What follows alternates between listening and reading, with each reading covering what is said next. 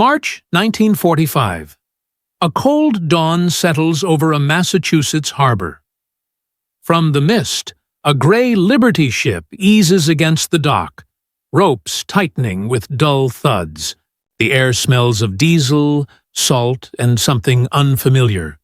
Laundry soap. Dozens of German women, their faces pale beneath woolen caps, step onto American soil for the first time. They had been nurses, auxiliaries, clerks, captured in Italy, in France, in scattered fronts collapsing under Allied advance. Now, they are prisoners.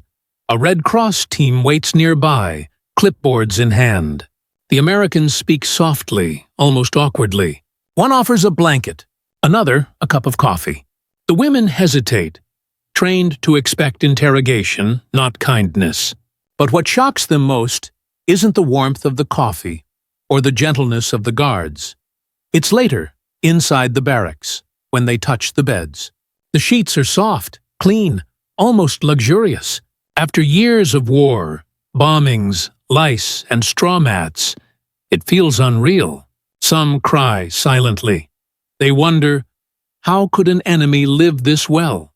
And with that quiet question begins one of the war's most revealing contrasts. By 1945, the Second World War was burning itself to exhaustion. Across Europe, cities lay in ruins, and armies moved not with the confidence of conquest, but with the weight of inevitability. The Allies were advancing on all fronts, from the beaches of Normandy to the snows of the Ardennes, and from the southern fields of Italy toward the shattered heart of the Reich. The Third Reich's lines were collapsing, and with them, hundreds of thousands of German personnel, men and women, were being taken prisoner. For the first time in modern warfare, women appeared among the captured in significant numbers.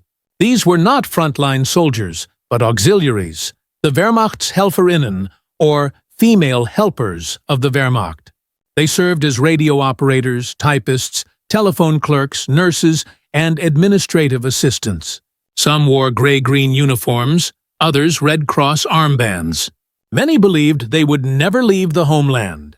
Yet as Allied advances swept through France and Italy, entire communication units and field hospitals were surrounded, leaving these women stranded and suddenly at the mercy of the enemy. Under the Geneva Convention of 1929, female POWs were entitled to the same protections as male prisoners: humane treatment, adequate food, medical care, and communication with family through the International Red Cross. But in practice, enforcement varied greatly. The treatment a prisoner received often depended not on law, but on which army captured them, and how that army viewed its enemy. In the East, German women taken by the Red Army endured the most harrowing fates, often marked by violence and retribution. In the West, however, the situation was markedly different. The American and British authorities, though hardened by years of fighting, followed more formal procedures. Their camps were organized, medical inspections were mandatory, and the Red Cross was allowed regular access. The difference would soon become starkly visible. When the Allies began shipping German prisoners to the United States in 1943, it was initially to reduce the logistical burden in Europe. By 1945, nearly 425,000 Axis POWs were being held in more than 500 camps across the continental U.S. Most were men, soldiers captured in North Africa and Western Europe. But by the war's final year, a small number of women were quietly included among them. Many were flown or shipped under guard from ports in Liverpool, Naples, and Le Havre. For security reasons, their presence was rarely mentioned in press reports. The American homeland, untouched by bombing or occupation, offered an almost surreal contrast to the devastation of Europe. POW camps were set up on farmland, in repurposed fairgrounds, or behind rows of barbed wire bordering sleepy Midwestern towns. Inside, prisoners were expected to follow a rigid routine: morning roll call, work assignments, meals, and curfews.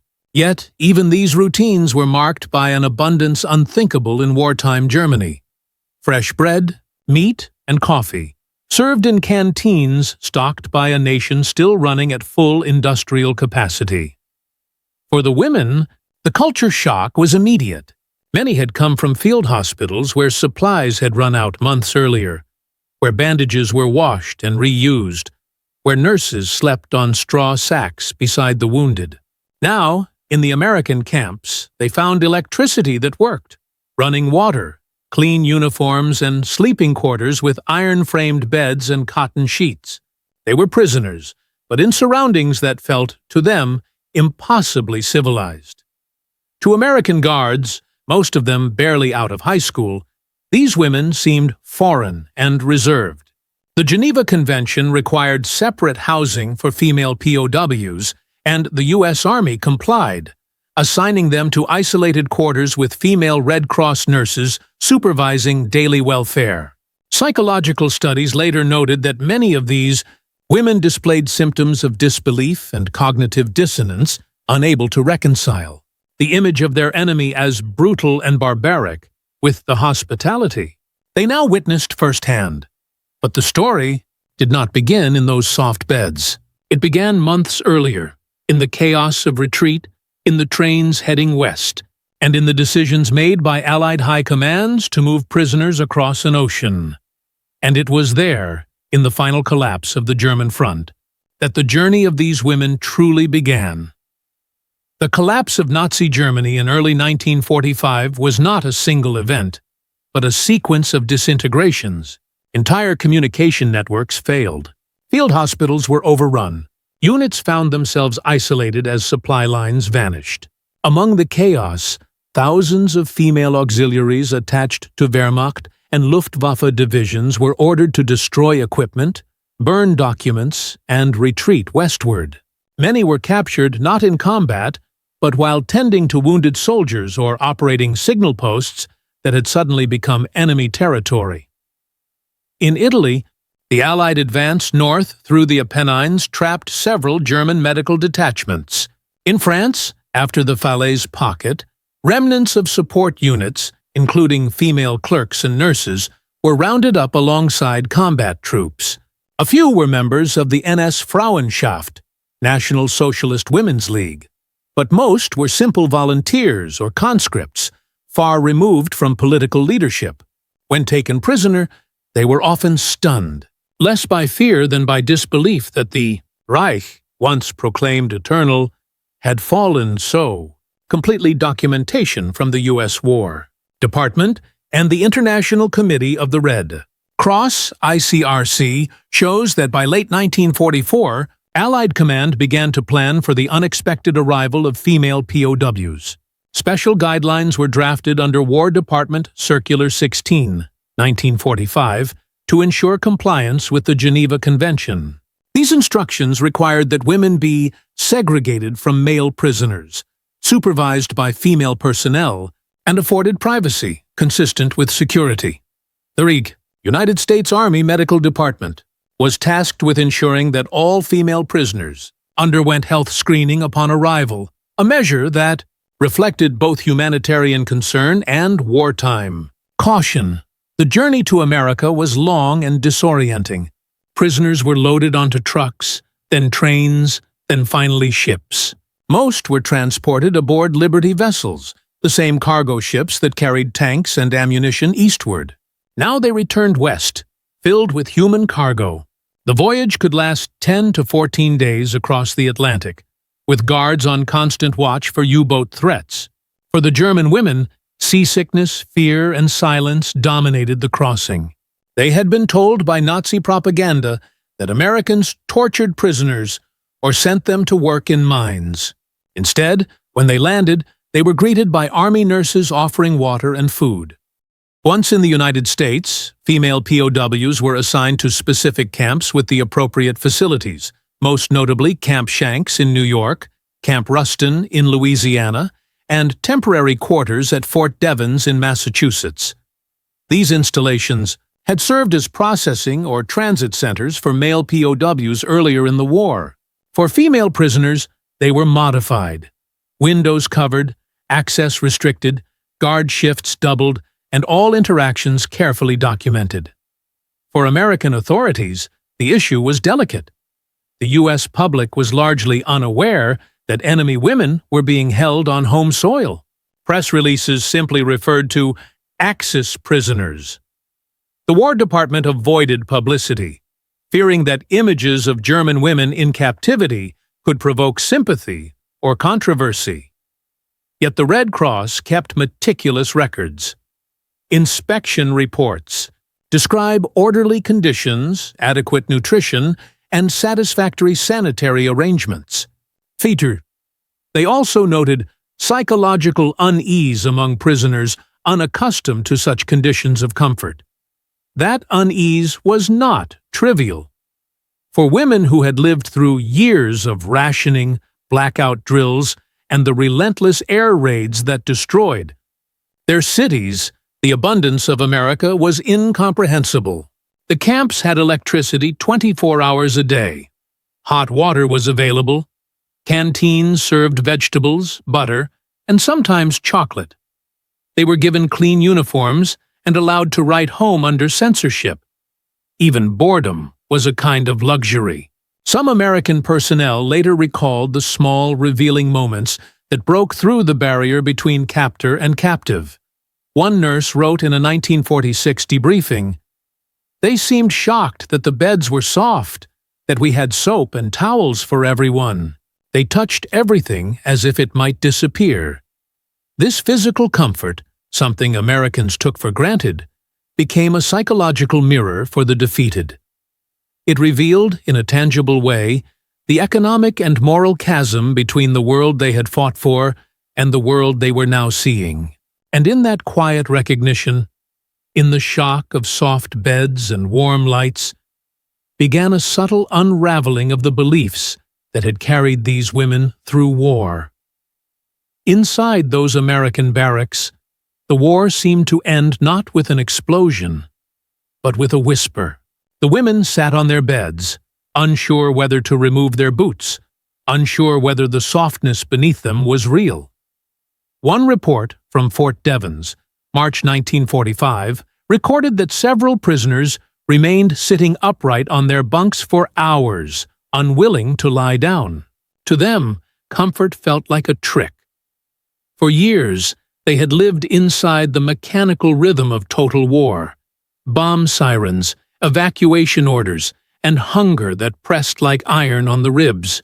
Now, they were surrounded by order, cleanliness, and silence. The guards offered soap and fresh uniforms. The nurses smiled.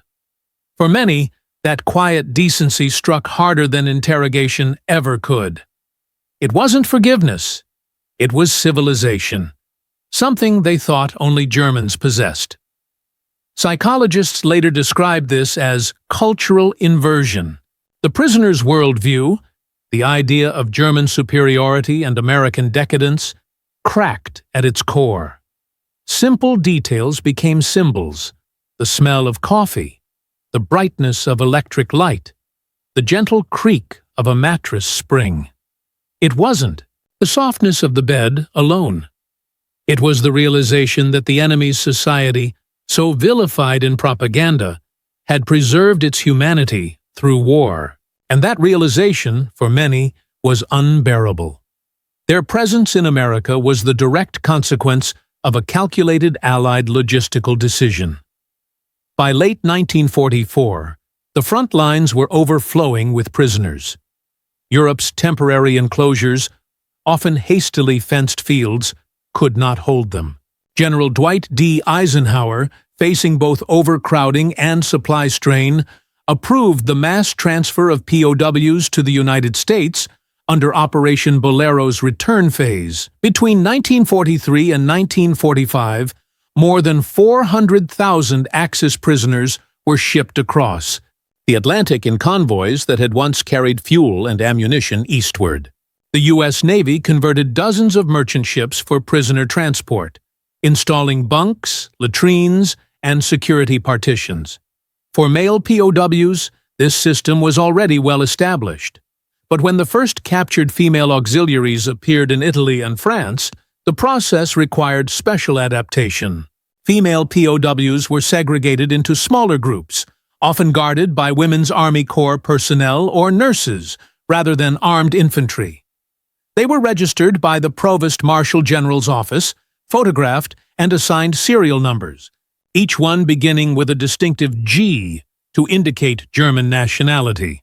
Though few in number, their inclusion revealed the administrative precision of the American war machine. For Allied command, these women held little tactical value.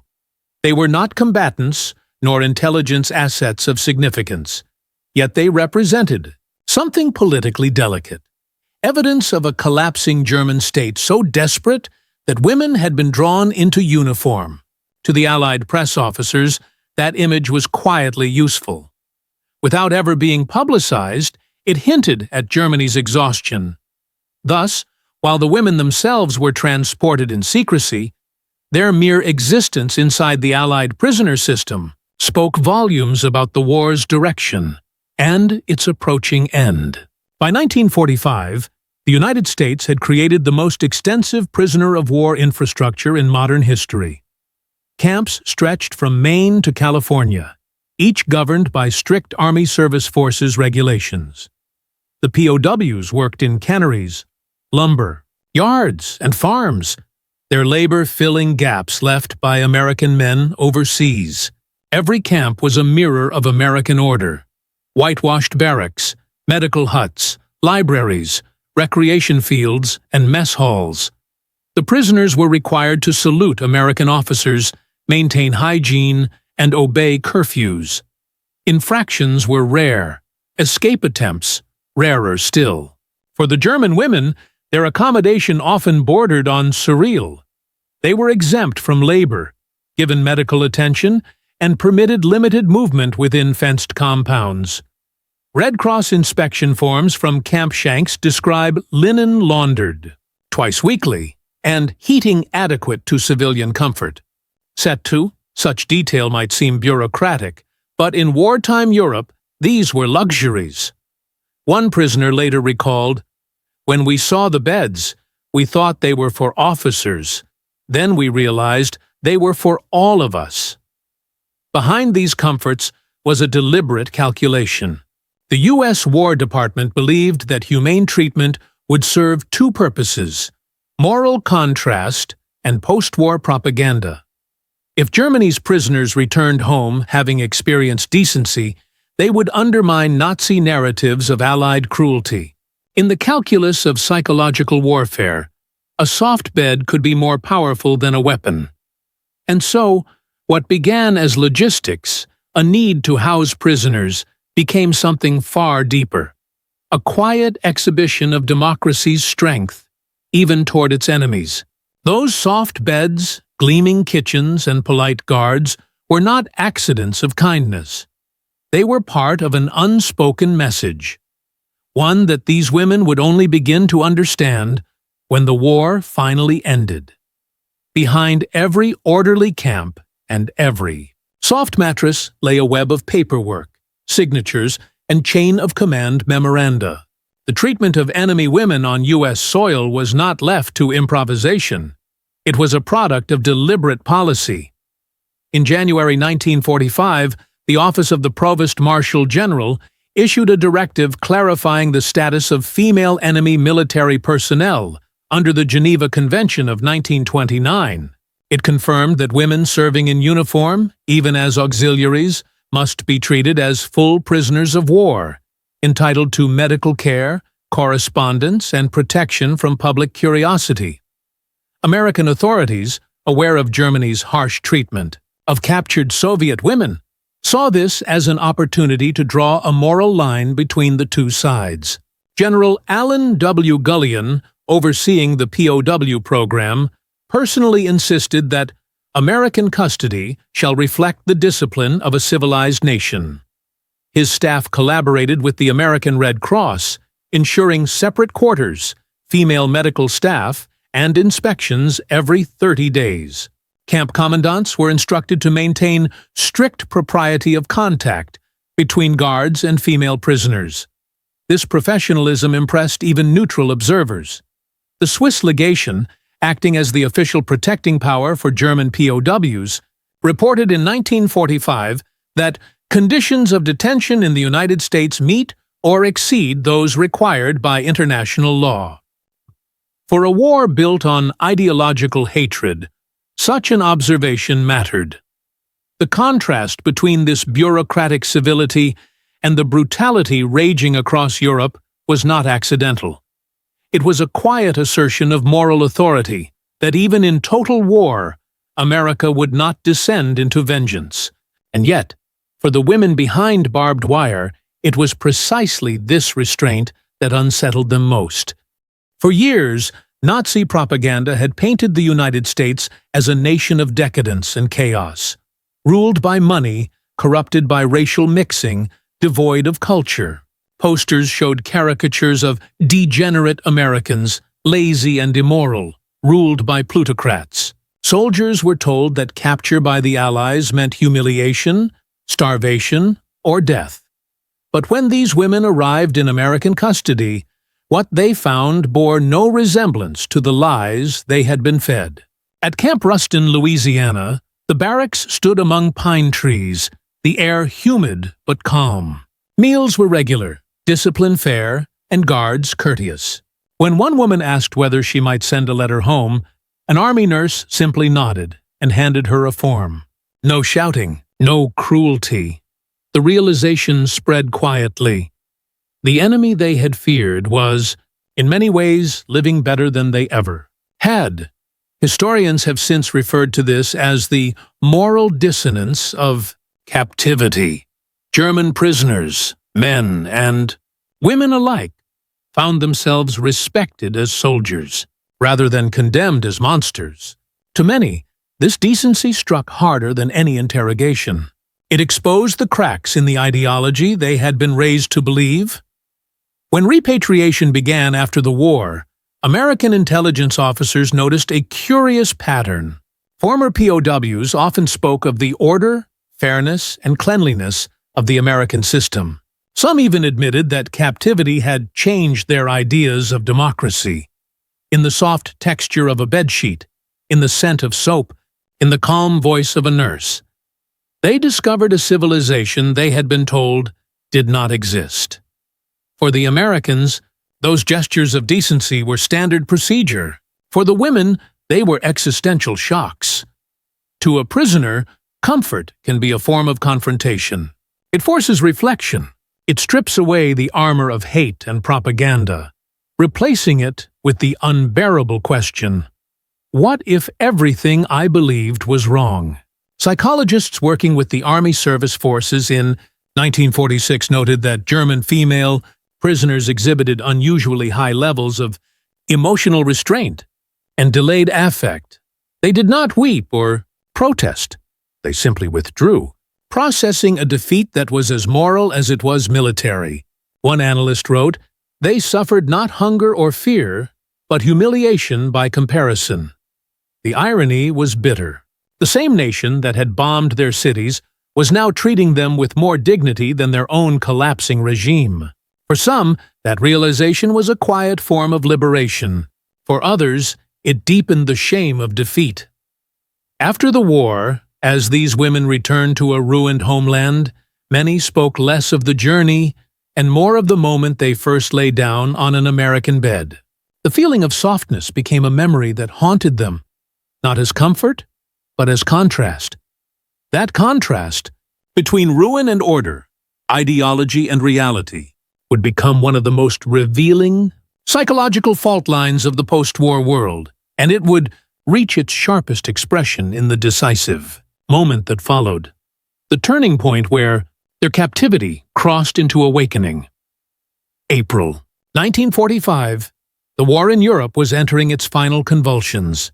Hitler's regime was disintegrating in Berlin. In America, spring sunlight touched the pine barracks of Fort Devens, where a small detachment of German female prisoners had just completed processing. They had been in captivity for several weeks, long enough for disbelief to fade, yet not long enough for it to make sense. The day began with inspection. Army nurses, accompanied by Red Cross officials, conducted health checks and distributed supplies. Soap, toothbrushes, sanitary items, towels. Each prisoner was issued 2 sets of khaki work clothing and a pair of shoes. Everything was labeled, recorded, accounted for. Efficiency replaced the chaos they had left behind in Europe. Then came the beds. In one inspection report, dated April 17, 1945, an American Red Cross officer wrote, "The German female internees expressed astonishment at the bedding provided. Clean sheets, spring mattresses, and blankets of good quality. They stated that such comforts had been unknown to them for several years." That simple observation became a symbol and a moment of revelation. For these women, the experience of physical comfort clashed violently with the moral exhaustion of defeat. The mattresses were soft, but their minds were heavy. They had lost everything: their country, their uniform, their purpose. Yet in captivity, inside the very nation they had been taught to despise, they were sleeping better than they had in years. Night came quietly to the camp. The distant hum of trucks faded into silence. Electric bulbs glowed inside the barracks, small, unwavering lights that reminded them they were far from the blackout nights of Germany. One prisoner later told an interviewer from the Allied Prisoner Repatriation Program, 1946, "For the first time in years, I slept without fear. I felt strange guilt to sleep well while Germany burned." This was not mere comfort. It was confrontation. The softness of the bed pressed against the hardness of memory, the screams from air raids, the hunger of the home front, the propaganda of eternal victory. Here in America, none of that existed. The war felt distant, unreal, and in that distance, something shifted within them. At Camp Ruston, similar scenes were unfolding. German male prisoners nearby who worked on nearby farms often joked about living better as captives than as civilians back home. For the women's compound, however, the tone was different, quieter, more introspective. They had no work assignments, no distractions. Their captivity was defined by reflection. A Red Cross nurse stationed there wrote in her journal, "They spend hours sitting near the fence, speaking softly. They seem lost in thought." One said, "The Americans are not what we were told. They have more order than we do." That remark echoed the feelings spreading among German POWs across America. The enemy was orderly, disciplined, and moral. Everything the Reich had claimed as its own virtues. It was a revelation that cut deeply. Meanwhile, in Washington, D.C., the War Department's POW division was monitoring reports of prisoner morale. The data showed a consistent pattern. Axis prisoners in U.S. camps were healthier, calmer, and less prone to despair than their counterparts in British or French facilities. Nutrition levels were high, suicide rates extremely low. The official interpretation was simple. Humane treatment worked. But beneath the statistics lay something less visible: the quiet psychological collapse of a generation raised on totalitarian certainties. Inside the camp, the American nurses and guards began noticing changes. Prisoners volunteered to clean, to help in the infirmary, even to teach each other English. Some began reading the English-language newspapers provided in the recreation hall, tracing headlines they could barely understand. Berlin encircled. Russians advance. The reality of defeat arrived not through gunfire, but through print. They saw the end of their homeland described in foreign words, while lying beneath blankets warmer than any they had known in Germany. That was the paradox of their captivity: physical safety amid moral ruin. When Germany surrendered on May 8, 1945, the announcement was read aloud to the prisoners. Some wept quietly. Others stood motionless, staring at the ground. A few murmured prayers. The American officer in charge, Captain Robert M. Hughes, recorded in his logbook, "No disorder, no protest." They received the news in silence. Later that evening, the camp lights flickered on. From the barracks windows, soft yellow glows dotted the darkness. The war was over. And yet, for these women, it was only beginning. the internal war, fought in silence, between belief and reality. In the following days, they were permitted to walk under escort outside the wire to feel the American spring air. Children in nearby towns occasionally waved. Farmers, aware that the Germans were held nearby, showed mild curiosity but little hostility. The women, seeing normal life unfold beyond the fences, realized the final truth. The enemy had not been destroyed by war. The enemy had prospered through it. It was then that the shock of the soft beds found its full meaning. They were not simply physical comfort, they were symbols of a civilization untouched, secure, and stable. The Reich had promised its people supremacy, yet it was America, the supposed land of decadence, that had survived intact. That realization marked the turning point. From that moment onward, captivity was no longer merely about survival. It was about comprehension, about understanding what had truly been lost. And that understanding would deepen in the weeks that followed. The surrender of Germany did not bring immediate freedom. For the women held in American custody, the news of May 8, 1945, meant a change in classification, from enemy personnel to repatriation candidates. But repatriation would take months, sometimes more than a year. In that long, uncertain pause, the most profound transformation occurred. At Fort Devens, daily life settled into quiet rhythm. Roll call, breakfast, inspection. Letters were allowed, but delivery was slow. Most correspondents returned unanswered, their homes destroyed, their families scattered. Days were filled with reading, needlework, and language classes. The women were encouraged to join reorientation programs, where American instructors introduced them to democratic principles, labor rights, and post-war planning. The irony was impossible to ignore. They were being taught the values of the world that had defeated them. One participant later recalled to a Red Cross interviewer in 1946, "They spoke of freedom as if it were ordinary. For us, it was a word used in speeches, not in life. For the Americans overseeing them, this was deliberate." Post-war planners in Washington viewed POW education not merely as rehabilitation, but as an investment, a quiet form of reconstruction before the reconstruction began. These women, though small in number, would return to Germany as witnesses. Their stories would carry weight. Meanwhile, material comfort continued to blur the meaning of captivity. At Camp Ruston, summer heat filled the Louisiana air, and guards distributed ice water to all barracks, a gesture of routine care. Prisoners were allowed to walk the camp perimeter in groups, escorted by WAC personnel.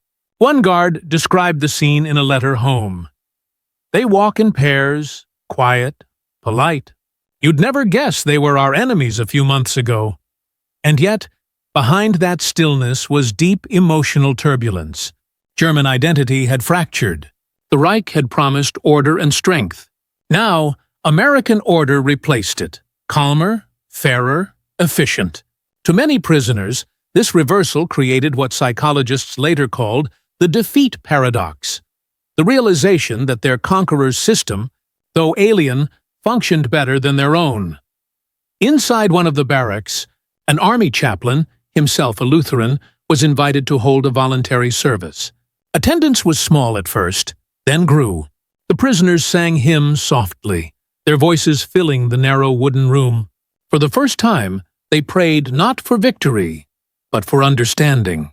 The chaplain noted in his logbook, "Their faith seemed to return as their ideology receded." That quiet change, invisible to reports and statistics, was the true turning point. In those American camps, amid the smell of pine wood and the rustle of clean linen, the war's moral center shifted. Victory was not measured in territory, but in conscience. A nation that had been taught to dehumanize its enemies was now discovering humanity in the most unexpected of places, in the beds of its captors. By autumn 1945, the U.S. Army began transferring female POWs to European repatriation centers. The journeys were organized, respectful, efficient. They were given new clothes, medical checkups, and food for the voyage.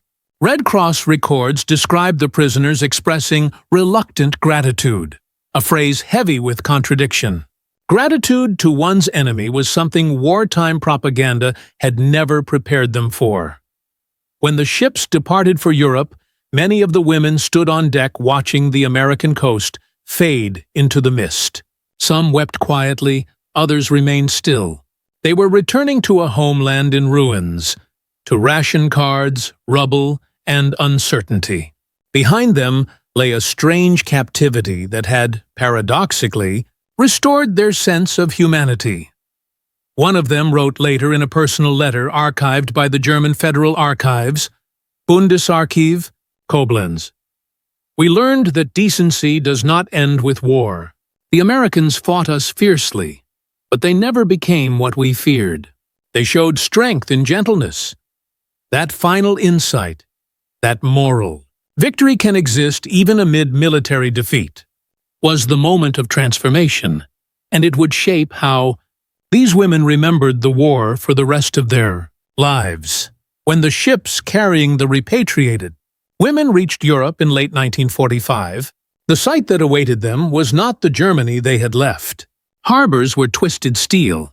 Cities like Hamburg, Cologne, and Dresden lay flattened. Fields of ash interrupted by the hollow frames of churches and schools. For many returning prisoners, the culture shock was doubled. They had gone from the scarcity and fear of wartime Germany to the discipline and abundance of American camps. And now, back to a homeland unrecognizable. The women were processed through Allied transit camps in France and the Netherlands. Medical examinations, identity checks, debriefings.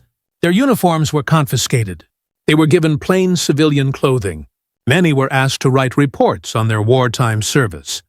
A bureaucratic form of confession. At Camp Münsterlager, British officers questioned returning female auxiliaries about what they had seen in occupied territories, especially regarding the treatment of civilians.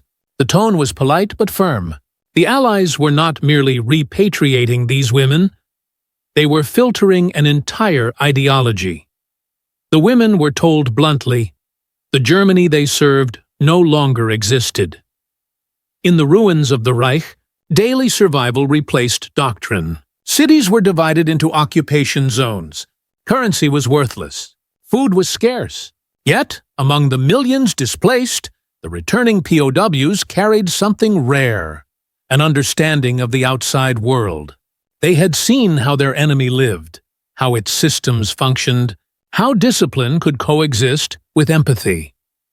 Sociologists studying post-war Germany later identified this group, small though it was, as part of the U, informal bridge generation. Their first-hand experience of the American camps became a quiet influence in the rebuilding years. In a 1948 interview conducted by the U.S. Army's Historical Division, one former POW nurse explained, "When we returned, our people thought the Americans must have treated us cruelly. We told them it was not so. It was strange. We became witnesses of their fairness." Such testimony carried weight. In a country wrestling with guilt, denial, and exhaustion, these voices introduced nuance. They didn't glorify the enemy, but they couldn't demonize him either. For the American side, this outcome was not accidental. Post-war policy documents, such as the 1945 War Department Circular No. 106, explicitly stated that humane treatment of prisoners was intended to demonstrate the superiority of democratic institutions. By the time the last female POWs were repatriated in early 1946, that objective had been quietly achieved. Yet, reintegration was far from simple. In a society where men returned from the front scarred and disillusioned, women who had served the Reich faced a complex stigma. Some had joined out of conviction, others out of necessity. But all were now symbols of a defeated regime. Few spoke openly about their captivity. Fewer still admitted the respect they had gained for their captors. In the private letters of the period, now preserved in archives across Berlin, Koblenz, and Munich, a recurring theme appears: the memory of comfort. Beds, meals, books, conversation. The softness of American sheets became a metaphor, often mentioned with quiet shame. One writer confessed, "When I lay down at night, I remembered that bed. It was the first time I slept without fear." It was a memory they could not share publicly, not in a Germany still haunted by rubble, hunger, and resentment. Yet it lingered, shaping how they raised their children and viewed the world that emerged from ruin. The Americans had won more than a war. They had, in subtle ways, altered the moral vocabulary of their former enemies. And as Germany rebuilt, the quiet influence of those women, invisible in statistics, but alive in memory, became part of the country's slow return to humanity. By 1947, most of the female POWs had long returned to civilian life. Their names vanished from official records, absorbed into the immense population of displaced persons trying to rebuild existence from scratch. But beneath that silence lay a subtle social transformation, one that historians would only recognize decades later. The women who had once served the Third Reich's machinery, in hospitals, offices, and communications units, began to occupy new spaces in post-war Germany. Some became teachers, nurses, and administrators in the new democratic state. Others married Allied soldiers and emigrated, beginning lives far from the ruins of their homeland. A few entered public service in West Germany, helping rebuild the very systems that the war had shattered. For them, captivity in the United States had not merely been a pause in life. It had been a window into a different way of being. Clean sheets, fair discipline, decent food. These small details had redefined their idea of civilization. One sociologist writing in Der Spiegel, 1953, observed, "Those who returned from the American camps often described discipline without humiliation. It was their first encounter with democracy, not as theory, but as daily routine." That phrase captured something vital. Democracy, to these women, was not about slogans or speeches. It was about the way guards spoke respectfully, the way rules were applied evenly, the way punishment came with explanation rather than rage. It was structure without cruelty, a concept almost foreign to a generation. Raised under authoritarian rule as West Germany entered the 1950s and Reconstruction. Accelerated under the Marshall Plan, this quiet cultural memory began to echo in domestic life. Many of these women raised their children differently from how they themselves had been raised. They discouraged blind obedience, encouraged questioning, and insisted on fairness. A generation later, their sons and daughters would become part of West Germany's liberal youth movements of the 1960s, the ones who asked their parents, "What did you do during the war?" In that sense, the influence of those POW experiences stretched far beyond their own lifetimes. For the Americans, the policy of humane captivity proved its worth in retrospect. Archival correspondence from the office of the UR, Provost Marshal General, 1921 Thedo, c. 1945-1948. Sissy Waite reveals an awareness that how we treat the defeated will shape the peace to come. The humane treatment of POWs, particularly women, became an early test of America's self-image, whether it could win not just militarily, but morally. At the same time, the psychological impact on the prisoners themselves was profound. Post-war interviews conducted by the Deutsches Institut für Zeitgeschichte, Institute for Contemporary History in the IDD 1950s found recurring mentions of the shock of normality. The comfort of American beds, the abundance of food, the order without brutality, it all stood in painful contrast to the chaos of their own society. Some described feeling guilt for appreciating the enemy's world. Others admitted that those small acts of kindness had broken the propaganda spell. By the 1960s, few of these women remained in public memory. The German narrative focused on ruins, reconstruction, and guilt. The Allied narrative focused on victory and rebuilding. Yet, buried in letters, diaries, and Red Cross reports, the record of their astonishment survives, a subtle testimony to the war's quieter consequences. One historian from the University of Göttingen, writing in 1991, summarized it perfectly. Empires fall with noise, but civilizations are judged in the silence after. When the defeated lie down, and even their beds tell a story. That story, of shock, humility, and unexpected decency, is what endured. The war that had promised total destruction ended with an unplanned lesson in human dignity. And it all began the moment a German prisoner, exhausted and uncertain, touched an American bedsheet, and realized her enemy's strength was not in its weapons, but in its mercy. History often remembers victory through parades, treaties, and monuments, but sometimes its most enduring lessons are whispered in quieter places: a camp, a barrack, a simple bed. For the women who crossed the Atlantic as prisoners, the war had already stripped away illusion and ideology. What remained was survival, and the startling discovery that even in captivity, humanity could exist without hate. The softness of the American beds, so trivial at first, became a symbol of something far larger, a civilization confident enough to be kind. In the long years that followed, that memory became part of the moral reconstruction of Europe. It challenged the myth of strength through cruelty and replaced it with a different image: strength through restraint. The United States had not only defeated the Reich with bombs and divisions, it had quietly undermined its core idea, that mercy was weakness.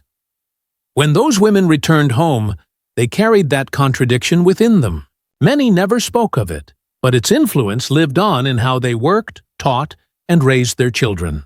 In countless unrecorded gestures, a fairness in the classroom, a tenderness in a hospital, a refusal to dehumanize the other. The lessons of captivity found their way into post-war life. Today, when historians revisit the archives of Fort Devens or Camp Ruston, they find no grand declarations, no heroic scenes, only daily reports, laundry lists, and quiet testimonies. Yet between those lines lies a profound truth about the human condition: that decency, even when uninvited, can endure beyond war. The women who were once enemies discovered this not through ideology, but through experience, through the warmth of a blanket, the fairness of a guard, the softness of a bed. And in that fragile moment of contact between victor and vanquished, the seeds of reconciliation were quietly sown. The war had ended, but in that stillness, in that first night of real rest, something else had begun: the long, slow return of humanity itself.